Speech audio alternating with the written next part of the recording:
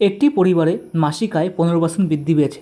তারা খাবারে তাদের মাসিক ব্যয় 10% এবং ভাড়ায় 20% বৃদ্ধি করেছে। যদি তাদের প্রাথমিক মাসিক ব্যয় 12,000 টাকা এবং ভাড়ায় 8,000 টাকা হয়, তবে তাদের প্রাথমিক মাসিক সঞ্চয় হচ্ছে 15,000 টাকা। তবে নতুন মাসিক সঞ্চয় কত?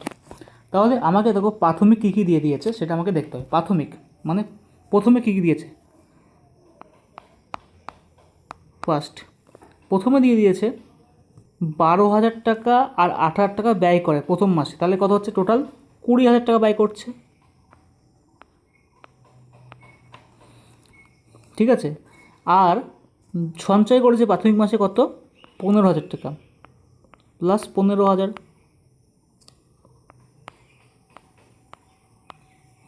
তাহলে কত হচ্ছে টোটাল? 35,000।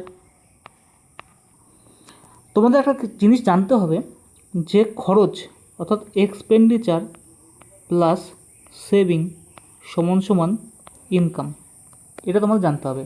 তাহলে এটা ছিল আমাদের টোটাল খরচ, এটা ছিল সেভিং, 15,000 টাকা সেভ করে বা সঞ্চয় করে সমান সমান এটা হচ্ছে আমাদের ইনকাম। এইবার প্রশ্নে আমাদের বলে দেওয়া আছে, দেখো যে মাসিক আয়ের ওপর মাসিক আয় হচ্ছে 35,000 টাকা, তারপর 15% বৃদ্ধি হোক, তার ওপর 15% বৃদ্ধি, অর্থাৎ 35,000 টাকার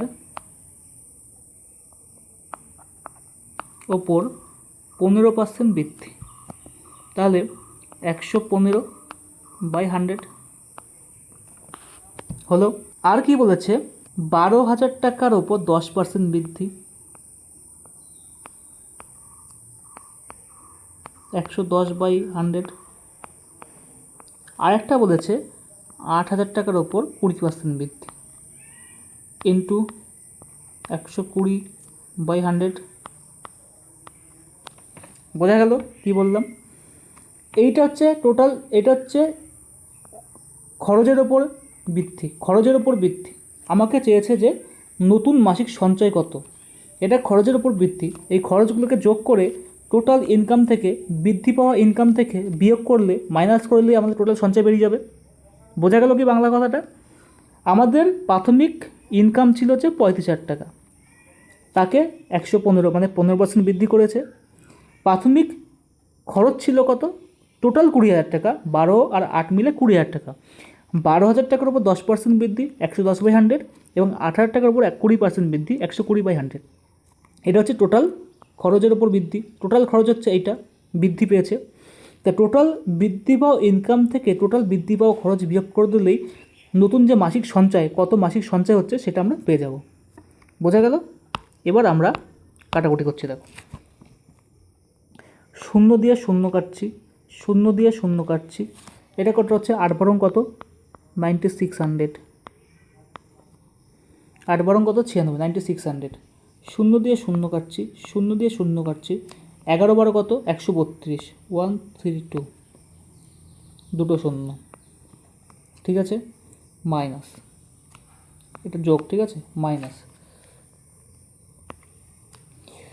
এবার শূন্য দিয়ে শূন্য কাটছি, এবার আমাকে এটা গুণ করতে হবে। 115 আর 35, 115 আর 35 গুণ করবো। দেখো, 5 15 75, 5 5 গুণ 3 15 45, 3 কত হচ্ছে দেখি?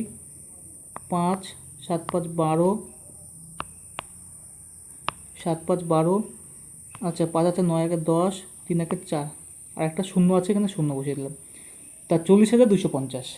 এবার আমরা বিয়োগ করে ফেলবো।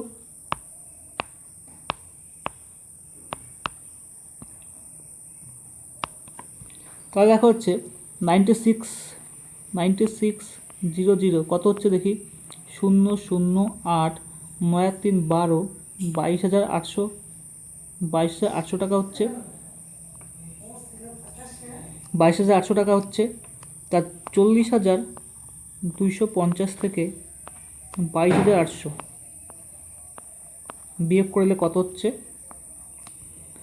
আচ্ছা, এখানে যে 50, 8 আর 4 12, 2 এর 3 মানে 7, 2 এর 3 মানে 1, 17,450 টাকা হচ্ছে। তাহলে আমাদের বর্তমান বৃদ্ধি পাওয়ার পরে সঞ্চয় হচ্ছে 17,450 টাকা।